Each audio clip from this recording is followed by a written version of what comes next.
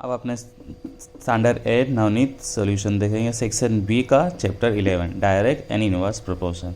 जब कोई चीज़ इंक्रीज हो उसके सेकेंड चीज़ भी इंक्रीज हो उसको अपने क्या बोलते हैं, डायरेक्ट प्रोपोर्शन। और जैसे फर्स्ट चीज़ इंक्रीज हुई क्वांटिटी, सेकेंड क्वांटिटीज़ क्या है उसके साथ डिक्रीज, उसको बोलते हैं इनवर्स प्रोपोर्शन। एग्जाम्पल सोल्व कर करते आपको पूरा आइडिया आ जाएगा क्या होता है डायरेक्ट, क्या होता है इनवर्स। बराबर, अपोजिट डायरेक्शन में होगा तो क्या होगा, इनवर्स, और सेम होगा तो direct. If 8 men can do a piece of work in 4 days, in how many days 16 men will do it? अब जो वर्क 8 men 4 डेज में कर रहे तो अपने वर्कर्स इंक्रीज कर दे तो वो काम क्या हो जाएगा, कम डेज में हो जाएगा ना, जल्दी हो जाएगा। तो ये क्या, नंबर्स ऑफ वर्कर्स इंक्रीज करे तो नंबर ऑफ डेज क्या हो जा रहा है, डिक्रीज। तो ये कौन सा प्रोपोर्शन हो गया, इनवर्स प्रोपोर्शन। तो given case in inverse proportion उसका फॉर्मूला है x1 into y one is equal to x2 into y two is equal to up to xn into y n is equal to k. हमेशा दोनों का multiplication क्या होगा, equal, constant. बराबर, अब अपने x1 सपोज करेंगे, x क्या होगा सपोज करेंगे। इसमें 2 इन्फॉर्मेशन दी है आपको, numbers of workers and numbers of days. तो x को अपने ले लेंगे नंबर्स ऑफ वर्कर्स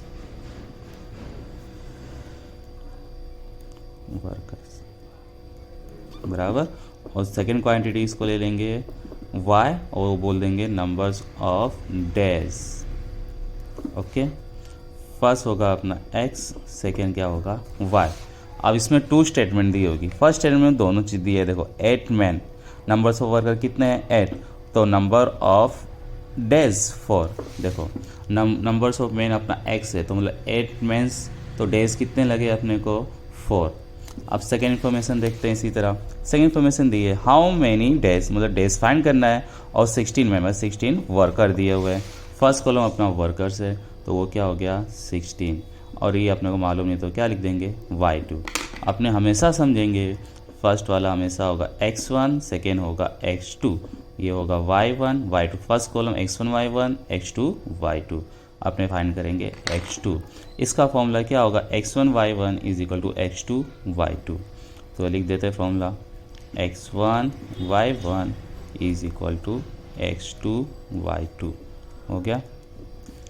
अब वैल्यू पुट करते हैं, x1 क्या है अपना, x1 अपने को दिया हुआ है 8 और y1 कितना दिया हुआ है 4। इसी तरह x2 दिया है आपको 16 और y2 अपने को फाइंड करना है। अब जो फाइंड करना होता है उसके बाजू में कुछ नहीं, जब मल्टीप्लाई में होता है तो सामने भेजने का वो कहाँ जाएगा, डिवाइड में। डिवाइड में आ गया, चलो 4 1 जा 4, 4 4 जा 16, 4 1 जा 4, 4 2 जा 8। तो कितने डेज लगे अपने को 2 डेज। तो आंसर क्या आ गया 2 डेज। 16 वर्कर्स होंगे तो कितने डेज लगेंगे 2 डेज। इसी तरह सेकेंड क्वेश्चन अटेम्प्ट करते हैं।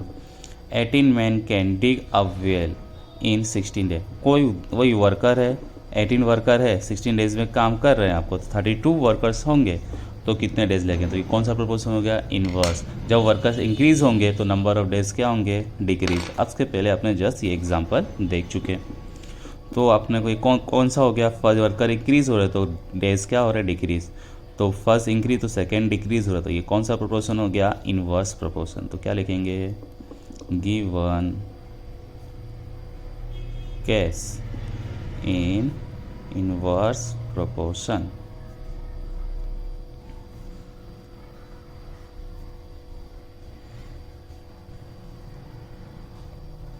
बराबर। अब इसका फॉर्मूला लिख देते हैं, क्या होता है x1 y1 is equal to x2 y2 up to xn yn is equal to k। अब सपोज करेंगे 2 क्वांटिटीज तो दी होगी अपने को x और y, 2 क्वांटिटीज होगी, दोनों में से किसी को पहले देखिए नंबर ऑफ वर्कर्स है और डेज दिया हुआ है। तो नंबर्स ऑफ वर्कर्स को अपने x बोल देते हैं, नंबर्स ऑफ वर्कर्स, और y क्या हो जाएगा, नंबर ऑफ डेज। इसमें भी 2 स्टेटमेंट दिया होगा। फर्स्ट ये number of workers first column, number of days second column. देखते हैं 18 मैन, तो नंबर्स ऑफ वर्कर्स दिया हुआ है 18। तो देखते हैं डेज कहते हैं dig a well in 16 days, 16 days.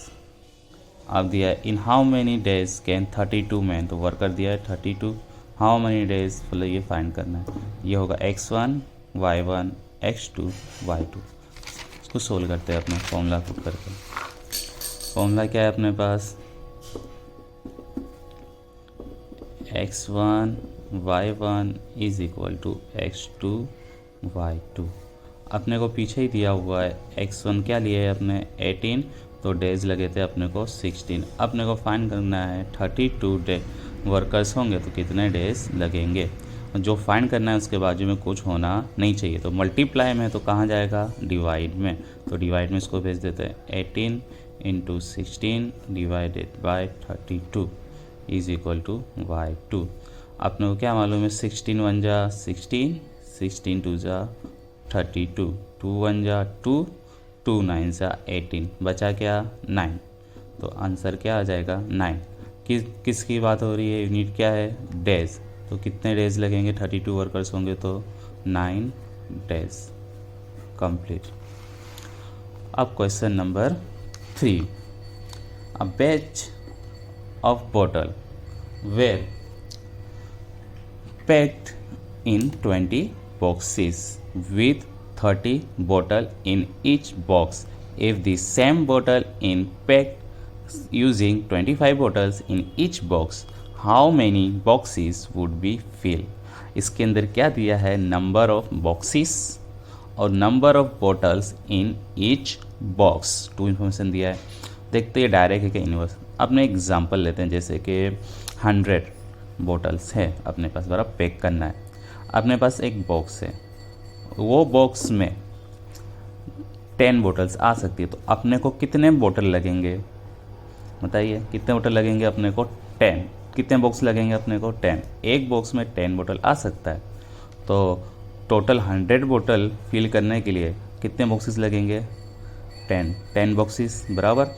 अगर अपने बॉक्स की साइज़ इंक्रीज कर दे, मतलब number of bottle in each box 20 कर दे, मतलब बॉक्स बढ़ा दिए, तो कितने बॉक्स लगेंगे इस बार 5, क्योंकि 25 जा 100। तो आपने क्या करे, number of bottles in each box increase करे, तो नंबर ऑफ बॉक्सेस क्या हो गई, डिक्रीज। फर्स्ट इंक्रीज तो सेकेंड डिक्रीज, तो ये कौन सा प्रोपोर्शन हो जाएगा, इनवर्स प्रोपोर्शन। अब अपने तो कौन सा केस हो गया, तो given case in inverse proportion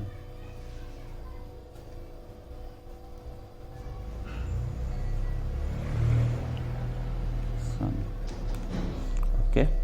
इसका फॉर्मूला क्या है अपने पास, x1 into y1 x2 into y2 up to xn into yn is equal to k। Suppose करेंगे 2 क्वांटिटीज दी होगी x एंड y।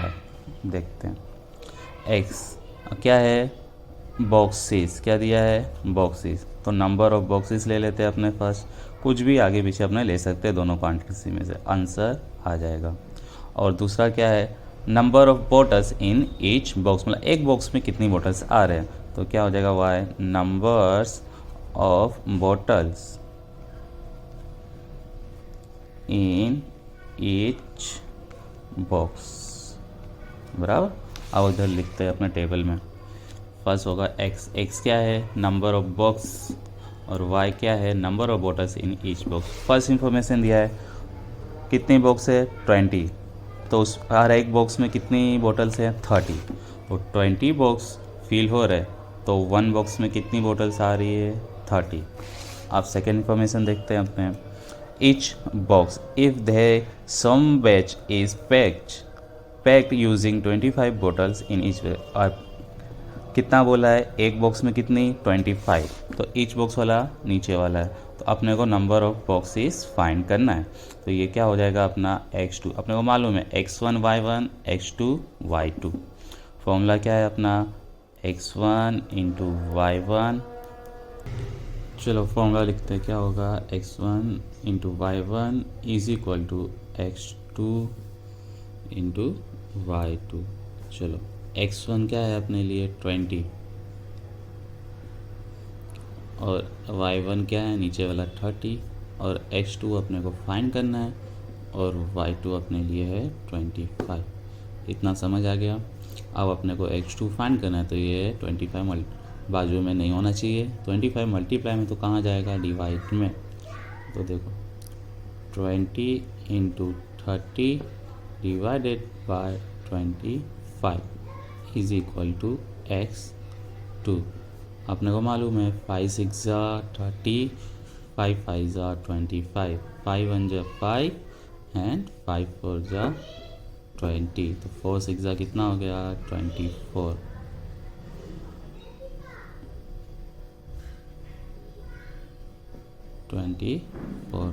क्या है ये, बोटल्स, 24 बोटल्स।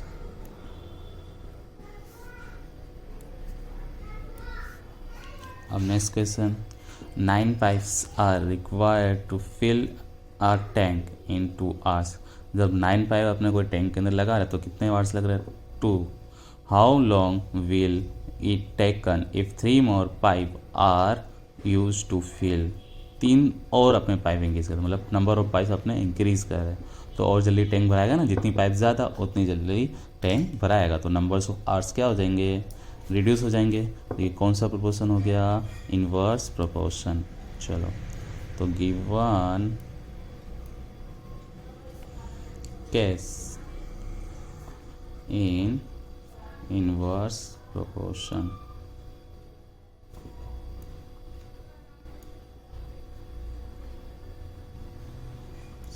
बराबर फॉर्मूला होगा अपना x1 into y1 is equal to x2 into y2 up to xn into yn is equal to k।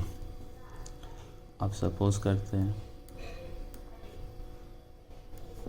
x and y क्या लेंगे, देखो नंबर्स ऑफ पाइप्स है और नंबर्स ऑफ आर्ट्स।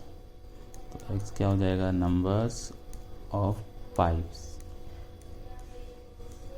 और नंबर्स ऑफ आर्स। चलो देखते हैं, फर्स्ट होगा x एंड y। तो देखते हैं पहले नंबर्स ऑफ पाइप्स कितनी, 9। x क्या है अपना नंबर्स ऑफ पाइप, तो कितने टाइम्स लगे आपको, 2 आवर्स। आप बोला how long will it taken if 3 more pipes के बाद कितनी पाइप बढ़ानी है, अपने पास 9 पाइप है, 3 पाइप इंक्रीज करें तो टोटल पाइप होगी अपने पास 12। तो कितना टाइम लगा अपने को फाइंड करना, तो नीचे वाला क्या होगा y2। फॉर्मूला अपना same, x1 y1 is equal to x2 y2। x1 है अपना 9, y1 है अपना 2, x2 अपने कितना मिला 12, 3 मोर पाइप मतलब 3 प्लस कर दिए, और y2 12 मल्टीप्लाई में है तो कहाँ जाएगा, डिवाइड में। तो 9 into 2 divided by 12 is equal to y2।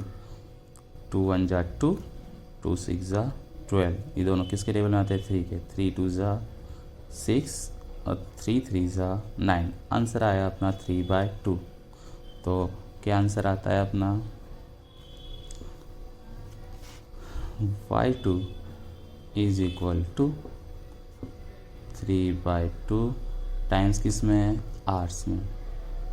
और 3/2 मतलब 1.5 कितना होता है, 1.5 आवर्स मतलब कितना होगा, 1.5 आवर्स मतलब 1.5 आवर्स मतलब क्या होगा, 1 hour 30 minute कंप्लीट।